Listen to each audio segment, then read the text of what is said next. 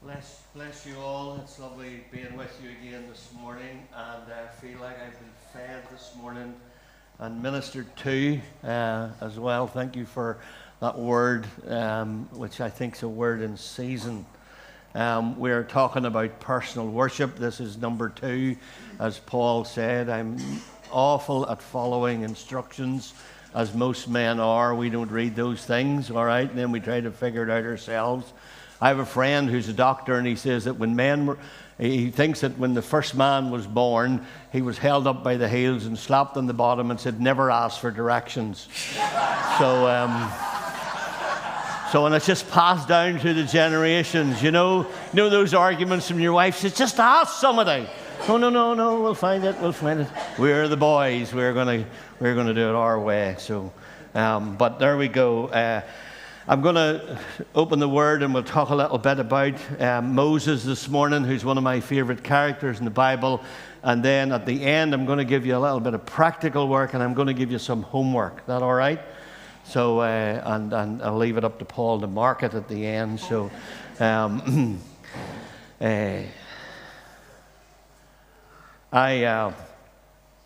going deep is an interesting subject, isn't it? Personal worship, going deep. I have a boy of 14, I was telling you last week, and he was born when I was 51, and it was kind of scary, I have to say.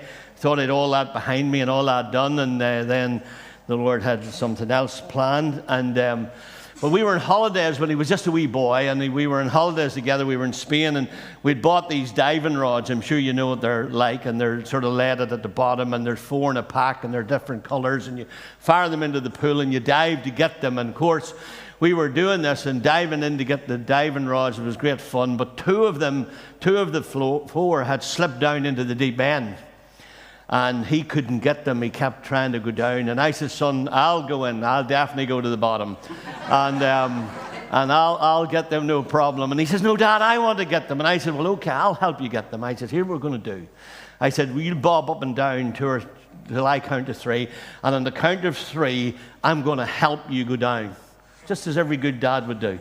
And so he bobbed up and down 2 or 3 times. On the count of 3, I give him a push, and down he went. Come up about 10 minutes. No, he came up a few seconds later, and he was spitting out water, but he was smiling from ear to ear, and he had the 2 diving rods in his hand.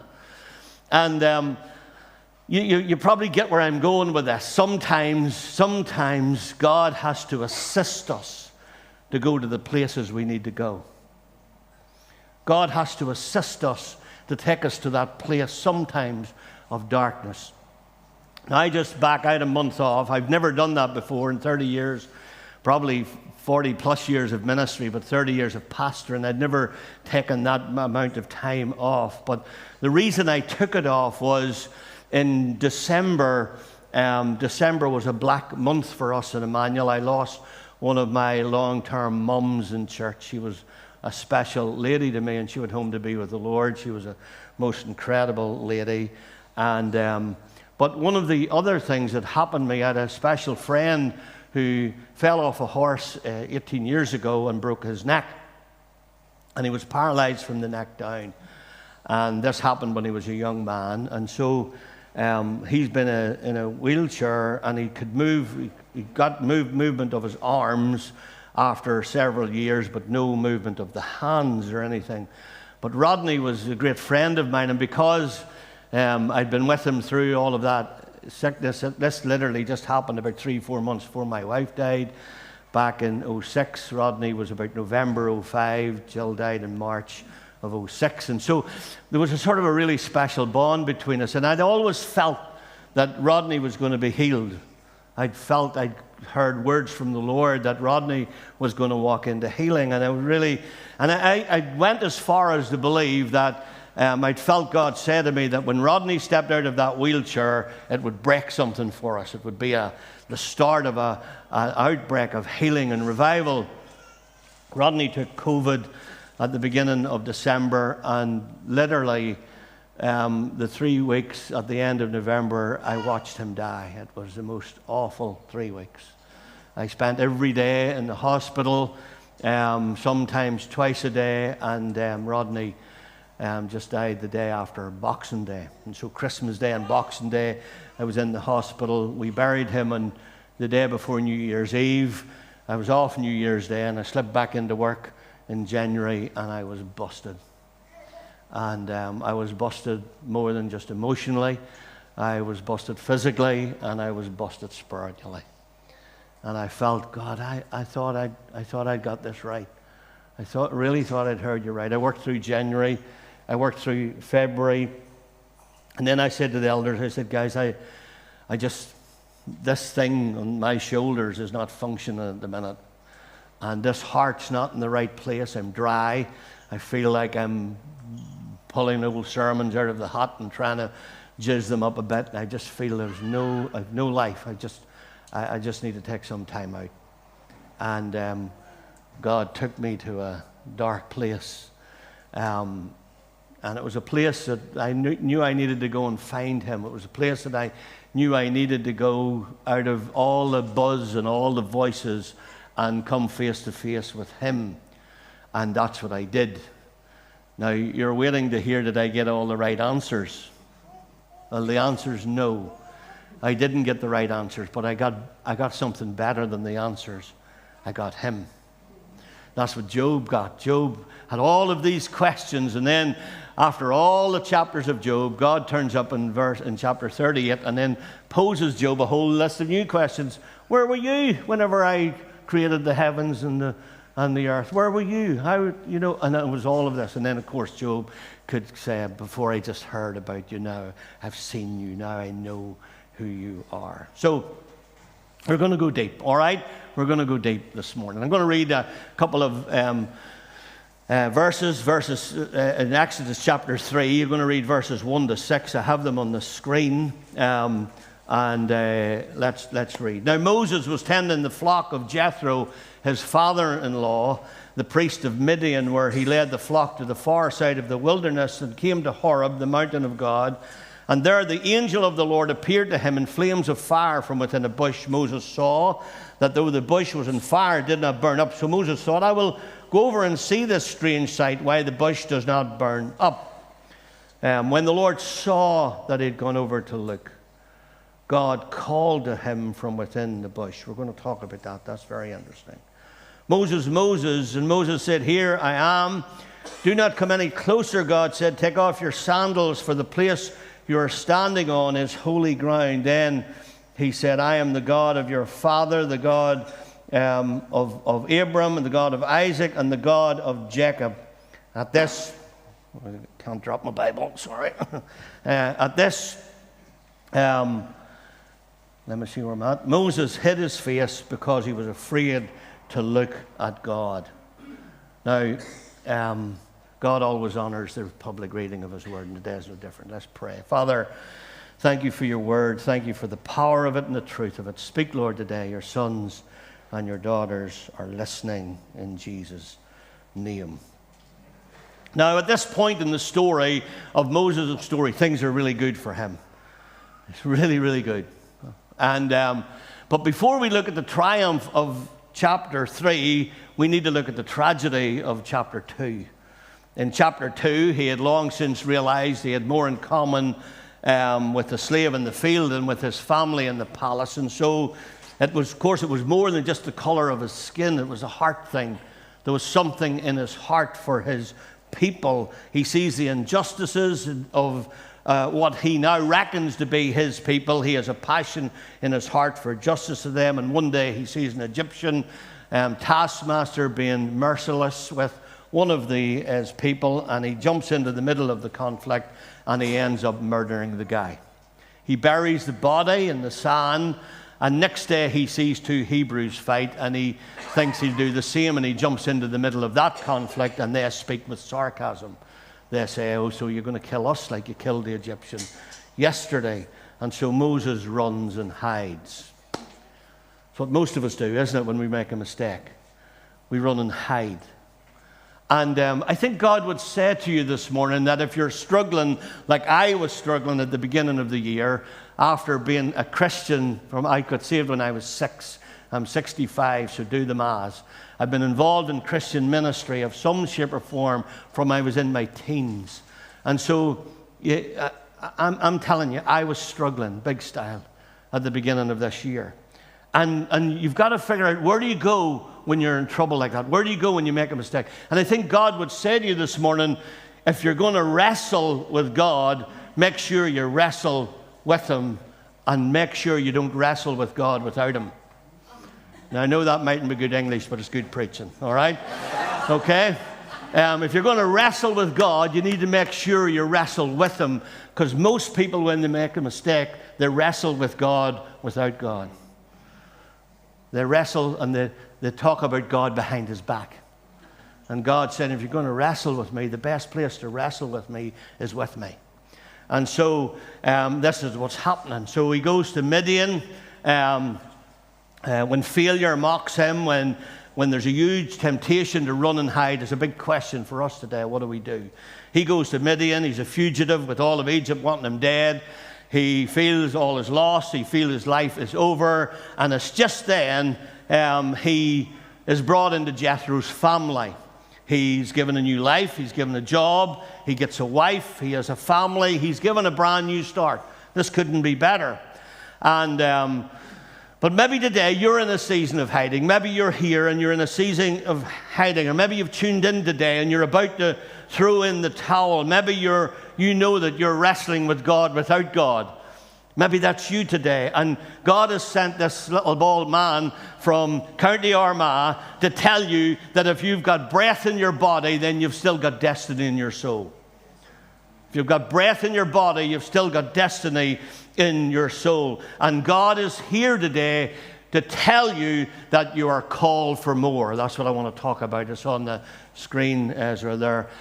Called for more. Now, I don't care how bad your mistake. I don't care how big a mess that you're in. It wasn't your phone alarm that woke you today, this morning. It was the grace of God. Because if God didn't want you alive, you wouldn't be alive. So it wasn't your alarm woke you. It was His grace, because you're called for more. And Moses, at this point in his life, he's got a wife, he's got a family, he's got a job, he's now 80. His failures are behind him, he thinks. Time has passed. He's went for counseling. He's had a bit of healing. His failures are now in history, and he's just settled. He's just settled to fulfill his call as a good father, a good husband, and a faithful employee. And it's at this point God comes knocking on his door. Now, I'm not sure about you, but I think Moses might have been thinking, God, now's not a good time. Now's not a good time. I'm settled. I'm comfortable. I've had my healing. I've worked through my anxiety, God. I've put the clutch in. I'm now freewheeling. I'm okay.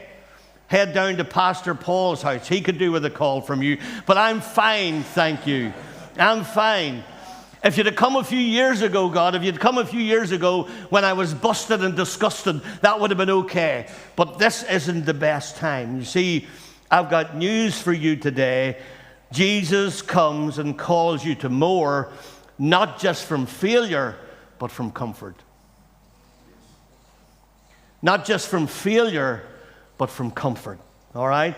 And here's the problem today. Some people think comfort is the goal. But comfort is the very thing that could rob you from the kingdom. And comfort was never, some of you thought it was the goal, but comfort was never the end result. It was always about kingdom. Jesus didn't die on the cross to make you comfortable.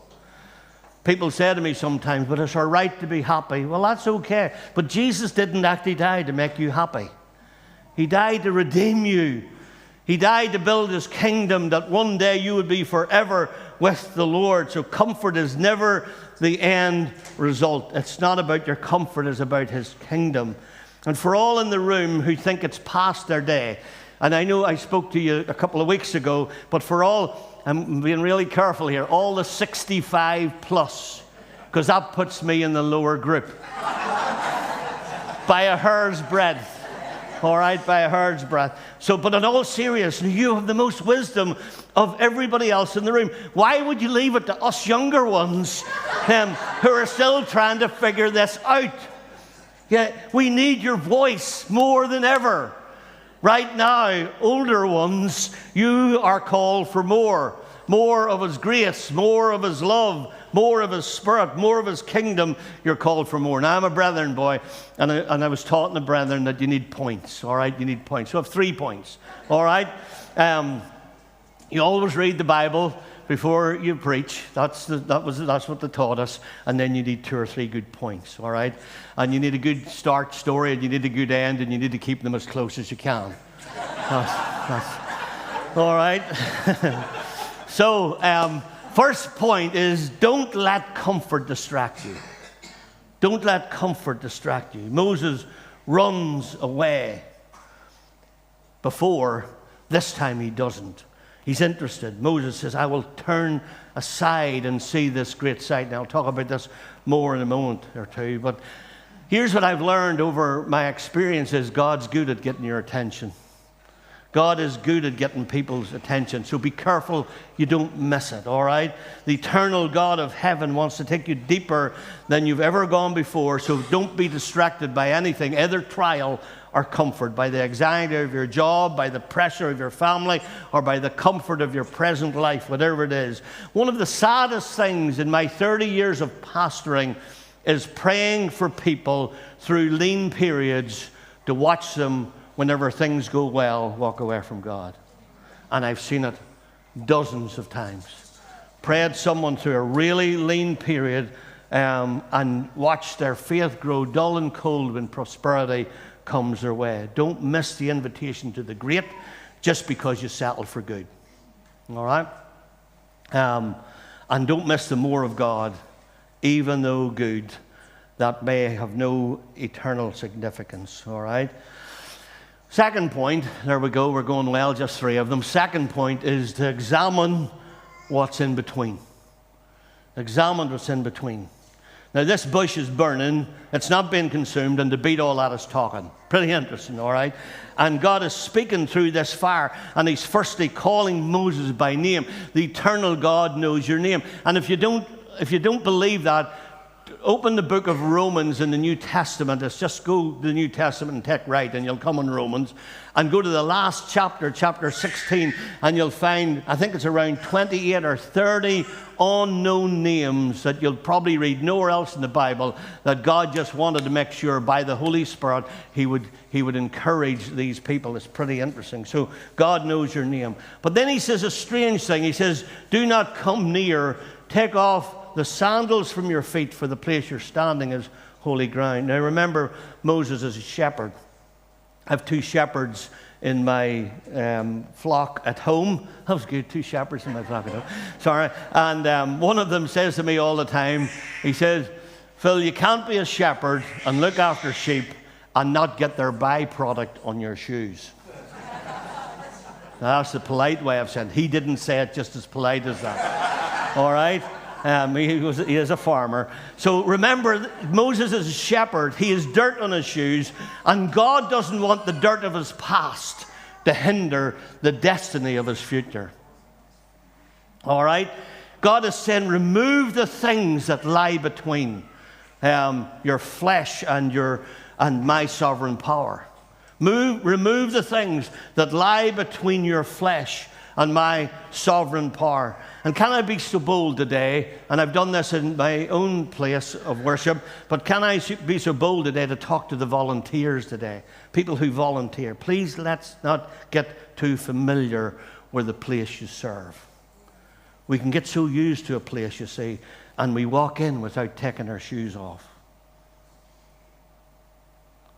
And the stuff that lies between me and God, I don't take time anymore to confess my sin.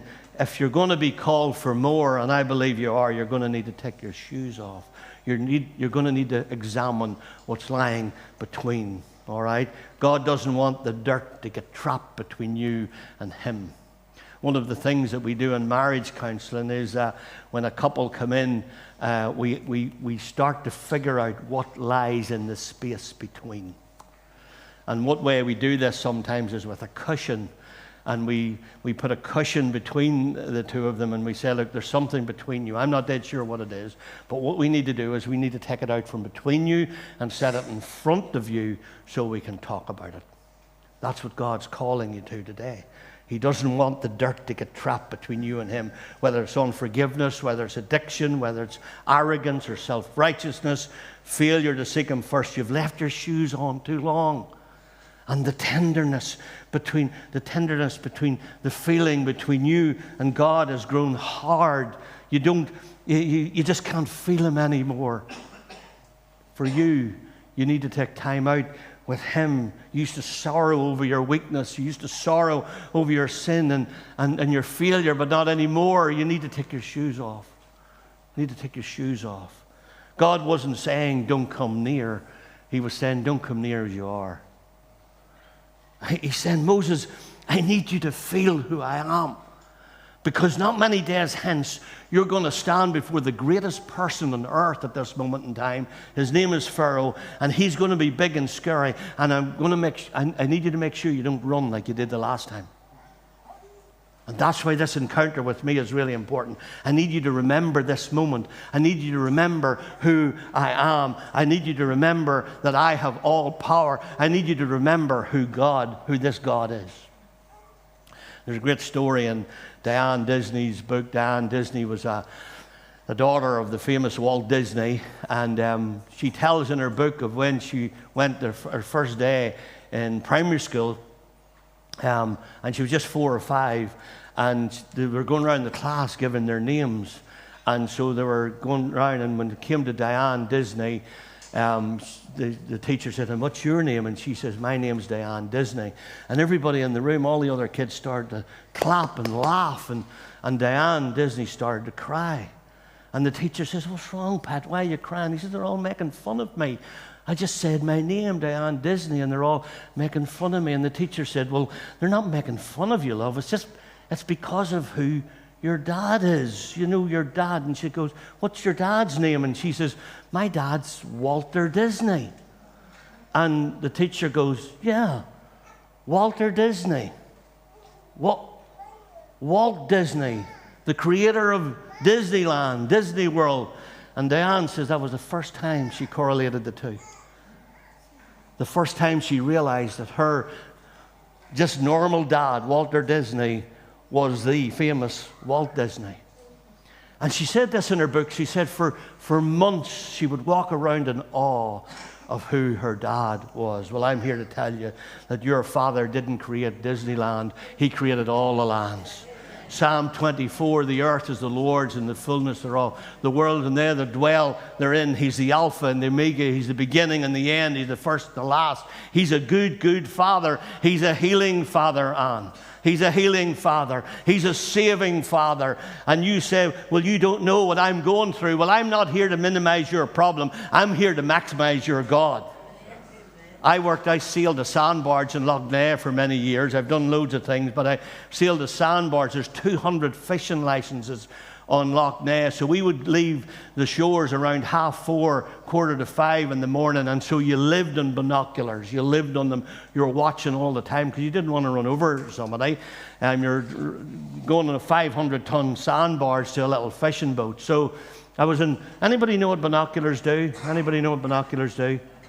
It's a trick question, you know it is, all right? Because you're going to say it makes things bigger, but it doesn't make things bigger. It helps you see things bigger. You can't make... So when the psalmist says, come magnify the Lord with me, he wasn't saying you need to make him bigger. You can't make him bigger. He's God. He's huge, all right? But you can see him bigger. And all of us in the room need to begin to see God bigger. He is waiting for us. And that's my third and final point. God may be waiting for you to move. It says that when the Lord saw that he turned aside to see, God called to him out of the bush. Now, in the early 90s, I was up in Dungiven, up at a retreat center there, and I was doing a weekend for Youth for Christ, and they asked me to speak, I still remember it, on the title of Intentional Living. Those defining moments, those days when something happens in the Word that just defines your life. You know it's going to change you and it's going to stick with you forever. And I was speaking on this passage, and I read this line, and I'd never seen it before. I'd read it dozens, if not hundreds of times, but it jumped out to me when the Lord saw that when the Lord finally saw it, got Moses' attention. And I used to think, God, why 40 years? Why did you wait 40 years to do this one? Why not 3 years? Or the famous Magnificent Seven number? Why not? Why 40 years? And then I began to realize when I seen this that day, it dawned on me, I wonder how many burning bushes Moses had walked past in those 40 years. I wonder how many times God had tried to get his attention, but all of a sudden he'd got it. And when the Lord saw that he turned aside to see, God called to him out of the bush. You see, God defeated Satan at Calvary through Jesus' death and resurrection and ascension. He has made the first move. He has made the first move. It was when we were still sinners. I love that verse. It wasn't waiting on us to clean up our act. It was while we were still sinners, Christ died for us. I remember in America many, many years ago, maybe 30 years ago, I was at a conference over there, and it was the first time I'd ever come on automatic faucets, water faucets. You know, these ones you just put your hands under? I'd never seen them before, never ever. And so I was in the bathrooms, came out to wash my hands, couldn't get the water going. I was smacking the thing, couldn't find, where's the taps? What is this? These Americans, honest to goodness. And I couldn't get the water going. So there's a guy in the cubicle. I said, I'll wait on him coming out. So he comes out. He walks out and didn't wash his hands.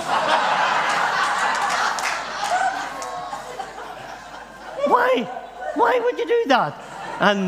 And so I'm trying to get this thing on, and now I happened to wave my hand underneath, and water started to come out. And I said, oh my goodness. And I realized then all I needed to do was this. Do you get it? If you get it quick, you'll get home quicker for your dinner. All I needed to do was this. Some of you are so busy trying to get the taps on. So some of you are far too busy trying to fix your own life. And all you need to do is this. All you need to do is receive from a loving Heavenly Father. And all he's doing, he's waiting for you to move. Waiting for you to turn aside to see. And funny how God calls Moses to do something that he thought he wasn't good at. And I think Moses had bought into a lie, actually, because if you read Acts 7:22, it tells us that Moses was educated in all the wisdom of the Egyptians and was powerful in speech and in action. But anyway, if it was a fact, if you're going to put all the facts on the table, you need to make sure you put the truth on the table with it. All right? And I decided many, many years ago that when my head and this got into an argument, I'd go with this. I decided when anybody said to me, argued with this, that I'd go with this. And I put a little dossier of verses together after Jill died because I felt I couldn't go on. We'd been together from school. And so when she died, and she died of adult death syndrome, so it was like adult cot death. So she literally died in the middle of a conversation. And it was brutal. The trauma of it was unbelievable. And I began to realize it's not the truth that sets you free. We misquote that as John 8:32. It's the truth that you know that sets you free.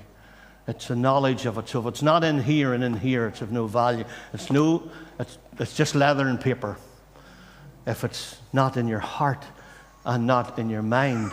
And so I realized that the stuff that was in the well was really important. And so my favorite verse my whole life has been Ephesians 3:20. Now unto him who is able to do exceedingly abundantly above all that we ask or think, because it's according to the power that works in us.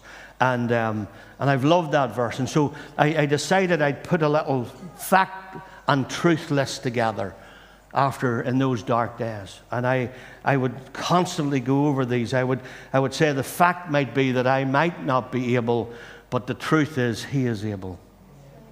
And then I said the fact is that things are really tough at the moment, and sin and temptation are seeking to demolish you, and you're not sure how to keep going. But the truth is, greater is he that is in you than he that is in the world.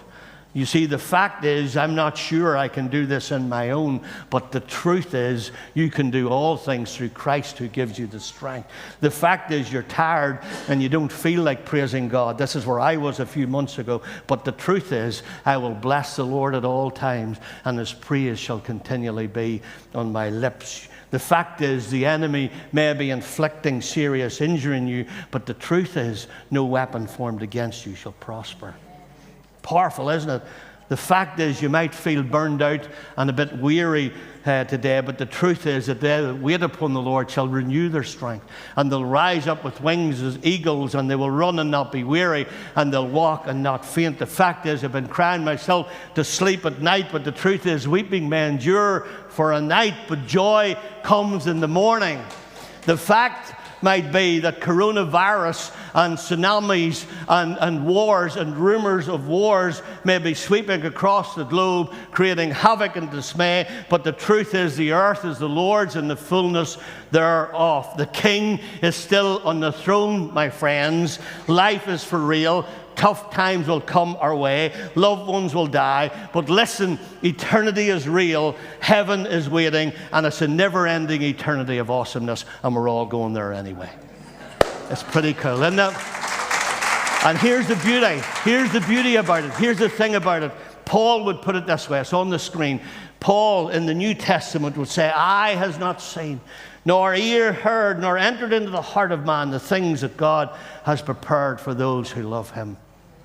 And Moses would put it this way, the eternal God is your refuge, and underneath are the everlasting arms. One of the versions puts it this way, underneath you and all around you are the everlasting arms.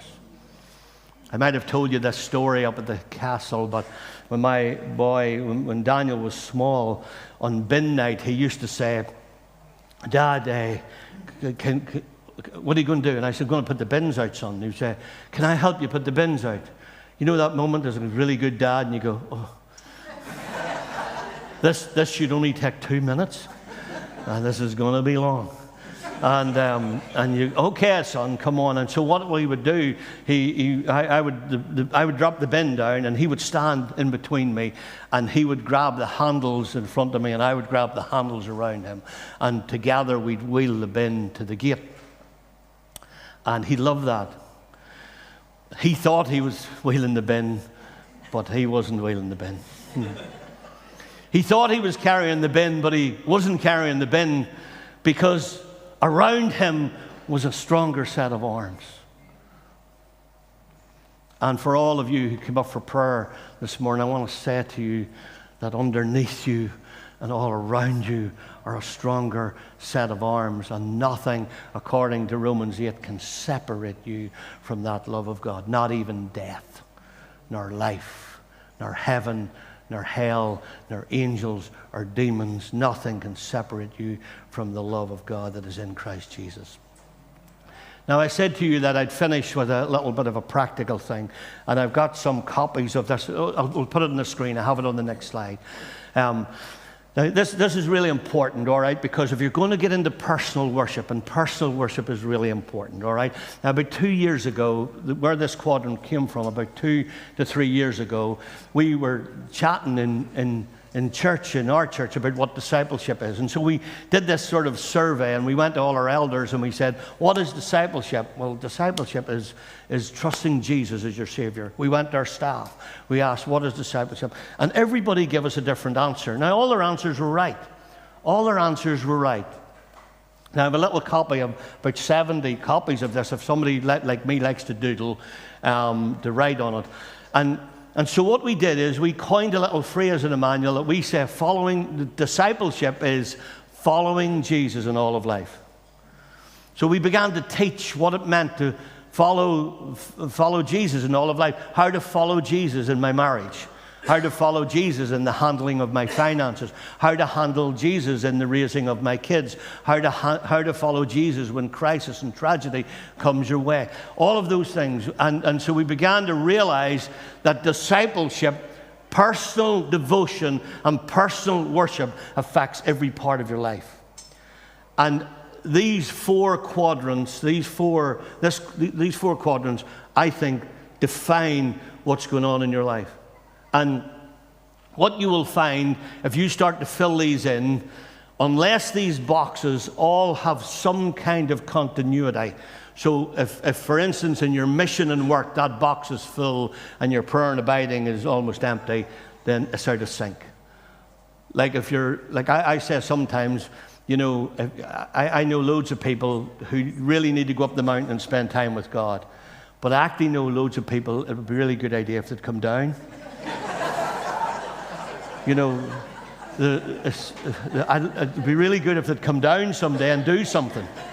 And Jesus had that incredible ability. Jesus had that balance where he had that time with the Father, he had intimacy with the Father, and he had involvement with the world. And that's the balance that I think personal worship needs to take, where it's the intimacy with the Father and its involvement with the world. And God's calling you to that. And I've only been here twice, but I sensed that. I whispered that to Paul this morning. There's something about this church. And God's calling you to an involvement in this town here and in this area. There is no doubt about that, all right? But it's going to have to be linked with that. Can't be either one or the other, all right? And so what I'd love you to do, this is your homework. You can grab one of these little flyers. If we set them at the back, you can grab one, or Ezra, I'm sure, can let you get this. I can email it to you if you'd like doing it on the phone. But I'm a bit of a doodler. My wife says I'd write in the back of a postage stamp, and so I would. But I'd love you to think about this. I'd love you over the next little period of time, and maybe it's something even in your home groups you could chat about what way do these look? Because as we started to do this in our home groups, we began to realize that some people, their prayer and abiding was really low. Their rest and health was really low. And those family relationships and mission and work were two big crammed full boxes. And they're okay, they're not bad things. We're mums and dads, and we need to be involved in our family relationships, and we need to give to I've put work and mission there because some of you, sometimes we define this secular and sacred nonsense, and I don't think it's true, all right? Because I know loads of people are called to be nurses. And I know loads of people who are called to be school teachers. I know people who are called to be accountants and lorry drivers and shop assistants. Your work is your mission. We're called to be scattered servants, as Alan Scott so powerfully put it. And so what I'd love you to do, I'd love you to think about how to follow Jesus in all of life and how to start putting stuff into these boxes and trying to equalize them a little bit to get the balance of our life right. Can we pray? Can we do a song? And I'd love to pray for you. I'd love to pray for you. It was lovely just this morning to see so many people respond for prayer. It was lovely. And I'd love to pray for you just as a church. I'd love to pray the blessing of God over you. And I'd love to pray the truth of the word over you. And if you are in this room this morning and maybe you feel in some shape or form that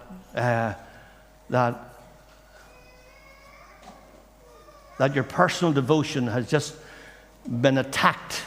That's maybe a good way to put it. It's been attacked. Sometimes it's not because we've been slack with it, but just it feels like there's so much else clamoring for our attention.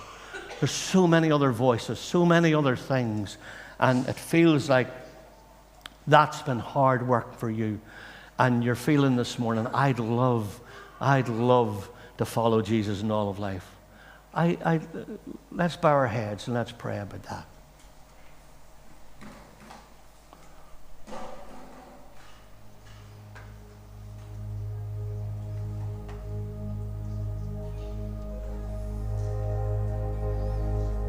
Maybe you're in the room this morning, you're saying, Phil, I've just been far too busy. I grew up in a family, my dad owned his own business. I grew up in a working family, and my dad was a bit of a workaholic. He was a good man, but he was a workaholic. And I grew up, I inherited that. And to this day, it's something I have to work so hard at.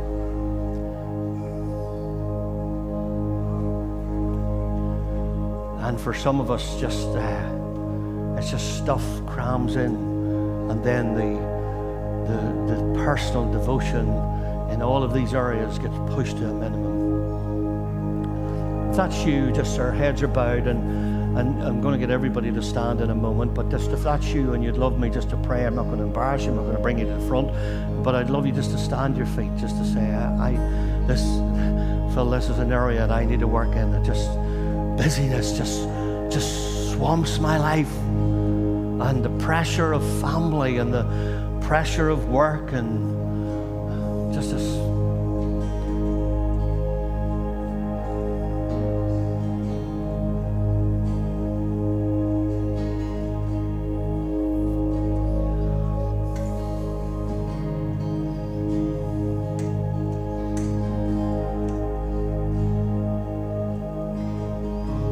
Father, just by the act of standing today as a sort of an external way of saying, I need you.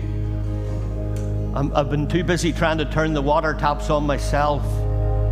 And this morning I feel I just need to do this. I just need to put my hands, as it were, under the tap. I just need to relax in your presence, God.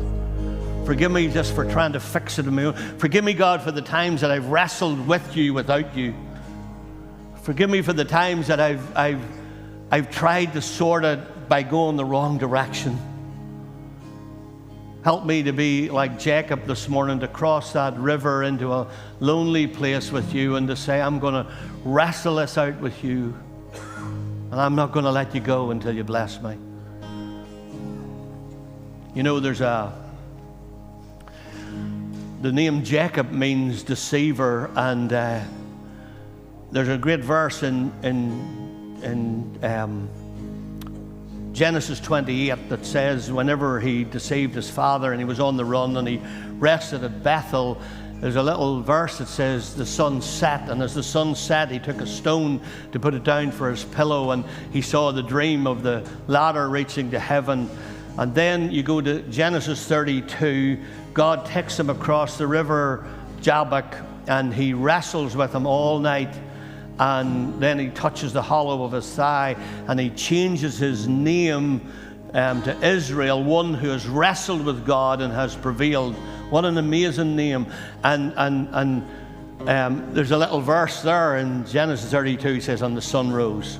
And I've preached in this a few times. I've called it the longest day in Jacob's life, where the sun set in Genesis 28 and where it rose in Genesis 32 is 20 years.